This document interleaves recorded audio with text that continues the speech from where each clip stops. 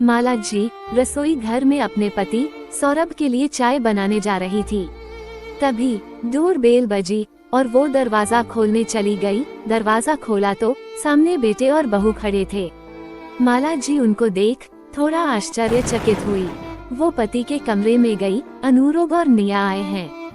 माला जी कमरे में घुसते हुए पति सौरभ जी से कहा। सौरभ जी ने अखबार चेहरे से हटाकर पत्नी की तरफ देखा, थोड़ा गुस्से से पूछा, वो लोग क्यों आए हैं, उनका क्या है यहाँ? थोड़ी तल्खी से बोले, चलो मैं आता हूँ बाहर।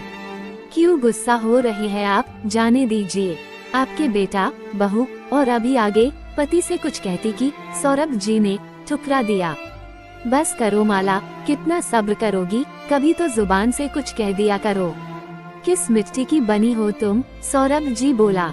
उनको अंदर आने को बोलो। सौरभ जी बाहर आए तो ड्राइंग रूम में अनुराग और निया, उनके बेटा और बहू बैठे हुए थे। पिता को देखते ही दोनों उठे और पांव छूने के लिए झुके। ठीक है बैठो, कहते हुए सौरभ जी एक सोफे पर बैठ गए। माला जी किचन की तरफ चल दी। जब तक माला जी चाय और कुछ खाने पीने लेकर नहीं आई, तब तक कमरे में गहन चुप्पी छाई रही। माला जी ने पूछा, और सब ठीक है बेटा? आज 5 साल के बाद हमारी याद कैसे आ गई? अनुराग ने पहले माँ की तरफ देखा, फिर पापा की तरफ और बोला, याद तो मम्मा बहुत दिनों से आ रही थी, पर हिम्मत आज ही कर पाए हैं आपके सामने आने की। और अनुराग अचानक उठकर पापा के पास गया और उनके पैर पकड़कर बिलख उठा। निया ने मुंह नीचे कर लिया, उसकी भी आंखों में नमी थी। सौरभ जी ने कुछ नहीं कहा। माला जी की आंखों में आश्चर्य था, कुछ पूछती कि अनुराग की आवाज आई, पापा थैंक यू। शब्द बहुत छोटा है, पर आज आपकी वजह से ही मैं सिर उठाकर सबका सामना कर पा रहा हूँ। अगर आपने वक्त पर हमारी सहायता न की होती, 35 लाख न दिए होते तो पापा आज मैं जेल में होता। माला जी ने चौंक कर पति की तरफ देखा।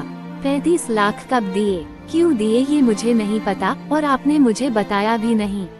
अब आश्चर्यचकित होने की बारी अनुराग और निया की थी। सौरभ जी की आवाज आई, हाँ नहीं बताया क्योंकि तुम तब तनाव में आ जाती हैं। जब मैं तुम्हें ये बताता कि हमारे इस साहबजादे ने लाखों रुपए लोन लिया था एक फाइनेंस कंपनी से, जिसे ये चुका नहीं पाया और कंपनी ने इस पर केस कर दिया था, तो मैंने वो चुका दिए। बस नहीं पापा, बस नहीं। आपको नहीं पता आपने हमारे लिए क्या किया है।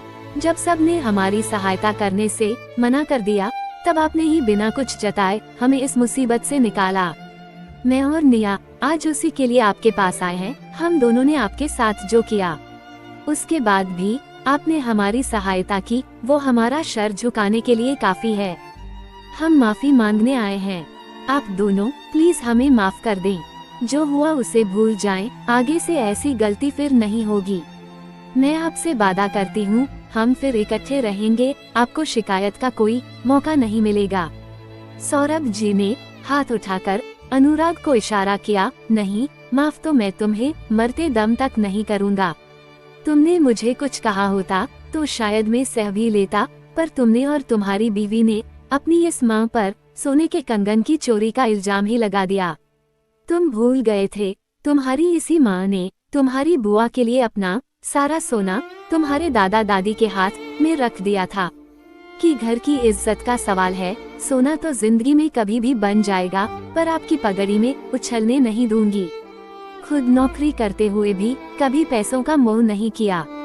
तुम्हारी पढ़ाई लिखाई, तुम्हारे करियर को बनाने के लिए उसने क्या क्या ना किया, मुझसे पूछो। और तुमने अपनी माँ को ही चोर बना दिया। तुम्हारी बीवी ने तुम्हारी माँ की अलमारी की तलाशी तक ले ली और तुम उसका साथ भी दे रहे थे। तलाशी में तुमसे एक बार भी विरोध में कुछ कहा नहीं गया।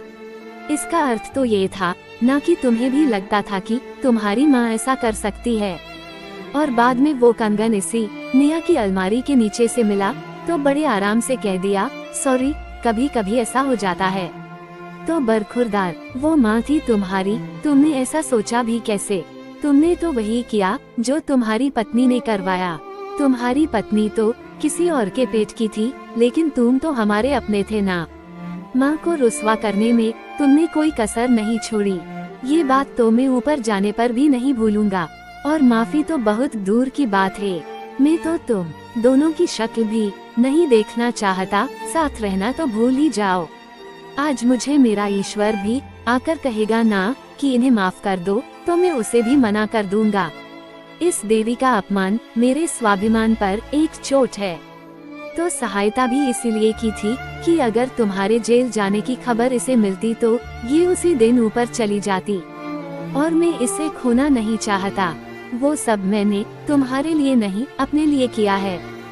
हाँ, अगर तुम्हारी माँ तुमसे मिलना जुलना चाहती है, तुमसे रिश्ता रखना चाहती है, तो ना मैंने पहले मना किया था, ना अब करूँगा।